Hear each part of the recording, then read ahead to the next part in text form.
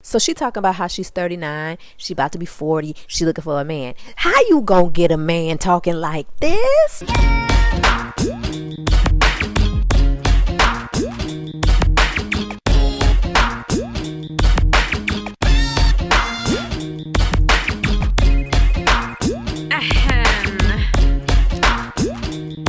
Sometimes you just gotta vent. All right, y'all, peace. So this is my second time recording because since yesterday, sister girl done triple down. So for those who don't know, Miss Eboni K. Williams, she's a lawyer. She was a reality star. You know, she's been on The Breakfast Club a few times. And recently she was interviewing Iyanla Vanzant because she really enjoyed I don't know if she enjoyed it, but when Iyanla Vanzant went on The Breakfast Club and made the statement about how women nowadays are men in skirts, she was like, ooh, she was triggered, and so she wanted to bring Iyanla on her show. Mind you, I watched that whole interview. I watched the whole Griot interview because it was on the Griot, if that's how you pronounce it. Anyways, so I watched it, and to me, Eboni was taking accountability throughout the entire interview, right? Like she was saying, yes, I am masculine, I am this and I am that, and I'm trying to no longer be that, right? I'm like, okay. I even put her in my song about accountability, okay? And then once everybody started attacking her, when Iyanla asked her, would you date a bus driver? And she said, if he owned the bus, people start coming for her like, oh, that sounds elitist and blah, blah, blah. Because Iyanla was like, that's the problem. Like, if he's a good man, why does he have to own the bus company? Why can't he just blah, blah, blah, right? Mind you, Eboni didn't say anything else after that, so it just seemed like her preference, you know what I mean? And so I didn't really even look too much into it. It didn't sound elitist to me. It makes sense. If you're a millionaire, the first thing you not gonna think, if somebody tells you that they drive a bus, you're gonna be thinking, okay, well, he's never been in my tax bracket. He might get jealous of my money. He might get possessive, blah blah blah. You could just think all these things, and so your preference wouldn't be somebody who earns less than you. Okay, boom, I get it. That's your preference. Mind you, there are some people who make more than their husbands and they have a happy life, right? Now, but if that's not your preference, that's not your preference, okay? But no, sister girl came back the next day or whatever and doubled down on her comment, but this time it definitely sounded elitist. She started talking about the people who were in her comments who had a problem with what she was saying are probably the same people who made C's and D's in school. Like, okay,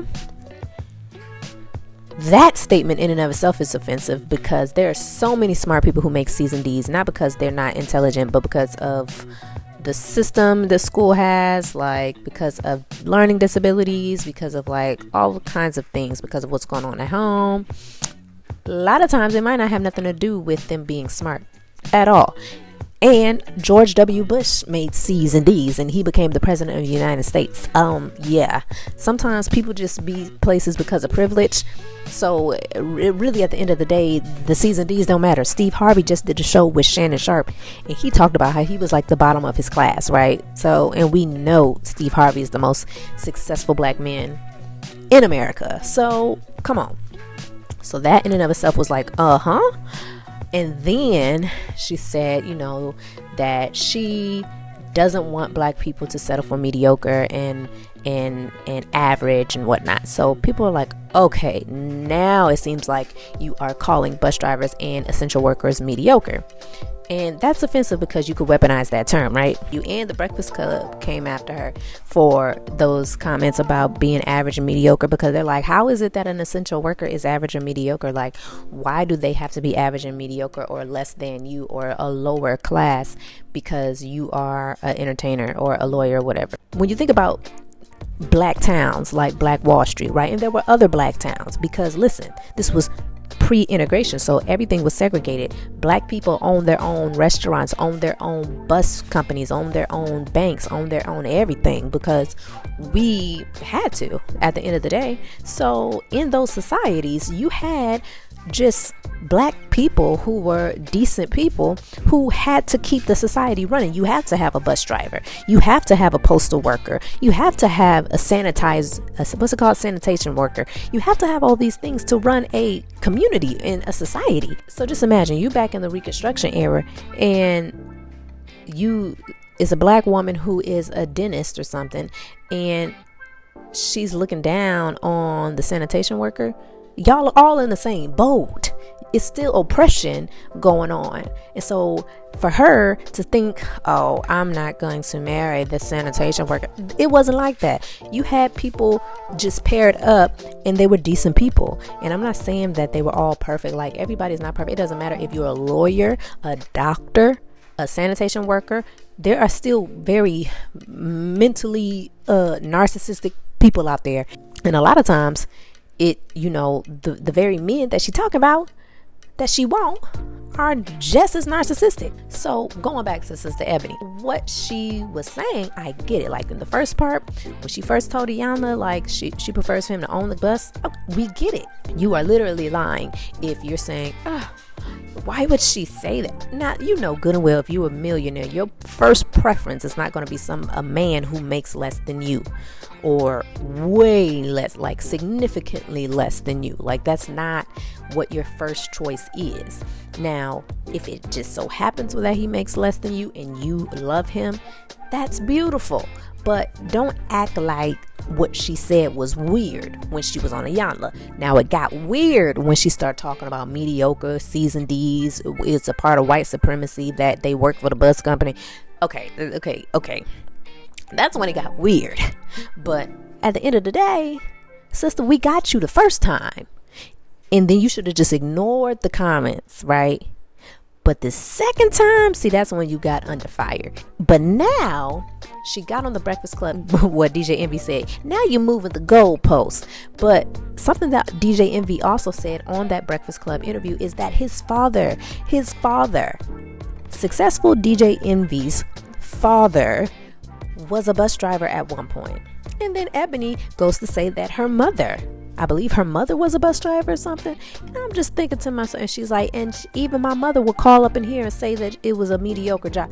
I said, okay, well, at the end of the day, you can admit that there's decent people who have driven the bus. You're constantly saying and bearing witness to all these good people that you know who went along to get married. And well, I don't know if her mother is married, but let's say DJ Envy's father was married to his mother and have successful children, and her mother was a bus driver or a grandmother, I don't remember, but one of her family members was a bus driver, and she's successful and she's a part of their lineage.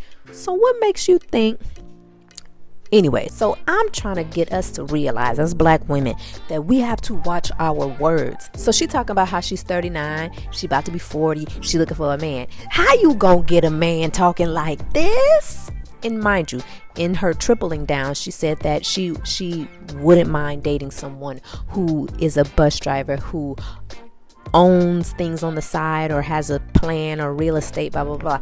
Okay, well, that's not what you said initially, and that's not what you said when you double down. What you said when you double down is pretty much y'all mediocre. Prior to integration, when we had to run our own societies, what you think they were pairing? How you think they were pairing up? They were pairing up. Listen, this one was a sanitation worker, and this one was a teacher. This one was a bus driver, and his wife might have been a dentist. You just don't know, okay? Or vice versa. But it wasn't about classism. We in this together. And so for somebody who to say that they're so pro-black, right? I'm hoping that you really understand this concept of how black women have to understand what our words do, and we have to stop disrespecting, knowingly and unknowingly, our men. Now, I'm not bashing her, I'm bashing us not being cognizant of how our words can come across as disrespectful to our men. And this is something that we constantly do. We constantly say that they disrespect us, and yes, they do. But take accountability and learn and know that you are disrespecting them as well. And so when you say things that are hurtful, and even if you don't mean it, so when she tripled down, she was basically saying, well, people are taking it that way and that's on them. And DJ Envy was like, listen, you're hurting people, and you did hurt people, and you have to make this very clear that you don't see them as mediocre. But she wasn't getting it. It wasn't the apologize. And listen, I haven't finished watching the entire Triple Down Breakfast Club interview, so maybe she did apologize. I'm hoping she did, because I'm not done with it. But I'm watching it right now. I'm not done with it, but I'm hoping she apologized eventually. But from where it was going, she wasn't going to apologize, because when I tell you, this woman is a lawyer to the T. This woman is a lawyer. She changed her entire argument into, I said that because the essential workers are more prone to the diseases and are more exposed to the COVID, and more because they can't stop working whenever. Okay, see, now you're moving the goalpost. Okay, now that makes sense. Okay. Now what you just said, we can make that make sense, but that's not what you meant when you first called them. Well, when you first called that job a mediocre job, and she was saying by definition it is mediocre because it's the average job that anybody can do. Okay, but the word mediocre can be weaponized, and so if you call somebody mediocre, or you say they have a mediocre job, they're going to be offended. Let's just keep it real, keep it a buck. If I said that what you're doing as a lawyer is mediocre, you would be offended. Or what you're doing as a reality show girl is mediocre, you'd be offended, right? So we just have to be honest with ourselves and understand that our words have power. And somebody who is a lawyer should know firsthand how important words are, because they weaponize words all the time in order to get their client off, right? So at the end of the day, I just want to know why black women don't see when we're disrespecting our men. And I've done it. Because I'm married, okay? And when I got married, I had an apartment. My husband didn't. He was staying with his uncle, paying his uncle. But we got married, we're building a life together, and now he pays all the bills. So you see how things can progress, and that's what DJ Envy was trying to tell her when she went back on the Breakfast Club today. Things you can grow to love that person and watch them grow into this mogul that you want them to be. But you got to be patient. You got to be patient, okay? And another thing, the men that she looking for, she 39. She in the room with these type of men who make money, right? They could be jerks. They could be looking for women who are younger than you. What Kevin Samuels say? I know y'all don't like Kevin, but some of the things he said, he had a point. A lot of those high value men that y'all call high value, even though what you earn does not make you high value. But anywho, a lot of those, I'll just say high earning men, because I don't like the term high value just because you got money. But the high earning men, a lot of them want younger women, because a lot of them don't want women who don't know how to apologize. How about that? A lot of high earning men want women who seem to be moldable, flexible, who seem to be someone who can apologize, who seems like the type of person who they can at least talk to and don't seem like they're running into a brick wall, right? So the ones that you checking for might not be checking for you. So if Ayanla is saying, girl, you might want to look at a bus driver, then girl, you might want to look at a bus driver. And Ayanla did not say that, but in better words, she basically was like, why wouldn't you if he's a decent man? And honestly, she probably needs somebody that can balance her out, because she's very, very serious as a lawyer. I'm sure she's also very fun, because I saw her cracking a lot of jokes and whatnot. So she has personality. But at the end of the day, this woman is very stern, and she has admitted that she has masculine energy. You probably need a man who is lighthearted, who ain't, who takes his life seriously, but who can probably make you laugh and probably say, girl, calm down. You probably need him. And it might be someone like a bus driver. It don't have to be a bus driver, but it could be somebody who is not necessarily who you think you need, but it's somebody who you actually need. It might not be somebody who you want, or who you thought, or who you thought you wanted, but it could be somebody who you need. A lot of times we end up with people who we need, not necessarily what we want. And I think that we just have to be more clear as to how our words can affect people. And I cannot forget, DJ Envy pointed out the fact that her fiance was a white man. Now listen, you can't be talking all this stuff about bus drivers knowing, and she said this, she said, our people occupy the lower class at the highest rates, and she was given the percentage, and we make the lowest amount of money out of everybody, all the other races in America, and blah blah blah blah. Okay. If that's what you're saying, and that is true, because honestly, black people, due to slavery and conditioning and all the things that we've learned in slavery and the diet and all of that we passed down through slavery, yes, systematically, and in the school to prison pipeline, and all these other factors, right, is the reason why our condition is the condition that it is now. Now, you saying that, but then for us to find out that your fiance was a white man, it really this whole black power thing ain't black powering. It ain't black powering. So Ebony is our sister. I'm not bashing Ebony, because I don't bash women at all. I'm going after the words and the importance of our words. And then the action of having a white fiance, on top of you saying that these other men are mediocre, the ones who you say are most of the time black people in these positions, right?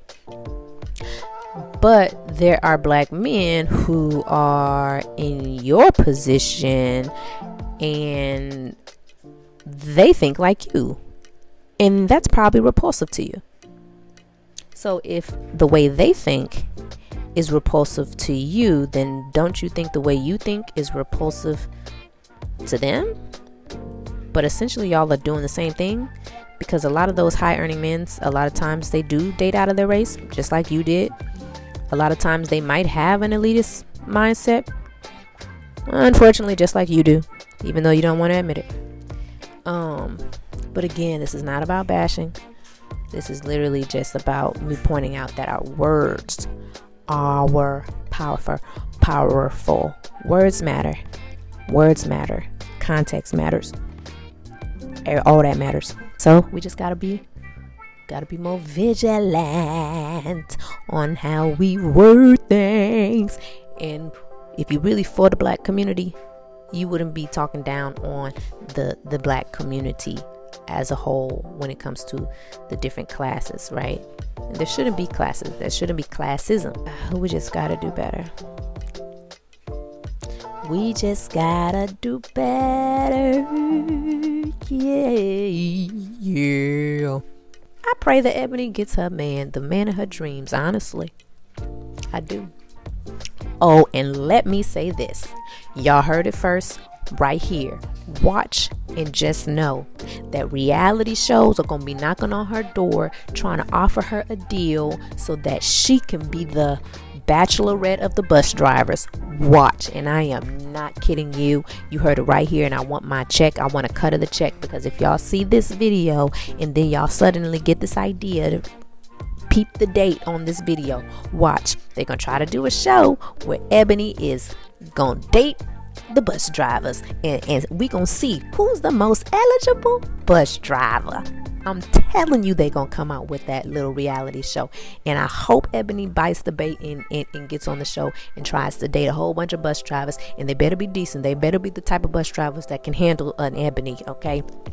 Don't get Ray Ray that just, who actually really ain't trying to, because there's Ray Rays in every field.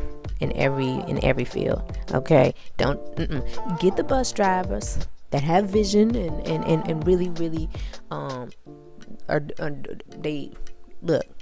they about their grind, they about their hustle. Get those bus drivers, put them on the show, and we're gonna see Ebony date all these bus drivers and pick and the one who wins. That's gonna be her boyfriend, and then we'll see if it leads to marriage. Watch. They gonna come out with a Ebony. What's it gonna be called? Ebony Takes the Bus. I don't know, something like that. I hope that wasn't anyway. Watch. All right, but it's been another wonderful, wonderful chat. And peace.